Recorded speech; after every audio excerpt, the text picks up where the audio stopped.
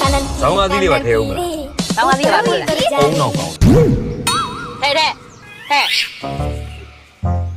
ညစိတ်ကြီးကြားပြီ ကျမကိုနိုင်ပေးစမ်းပါ သဘောကောင်းတယ်နော်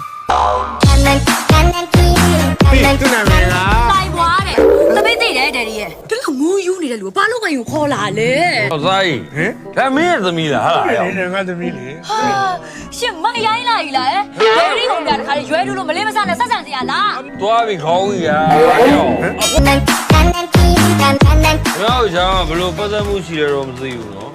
ဒါပေမဲ့ငါလည်းရင်ခေါင်းယူတော့မထီးရင်တော့ဒီထီးလို့ကတော့မင်းတို့အားလုံး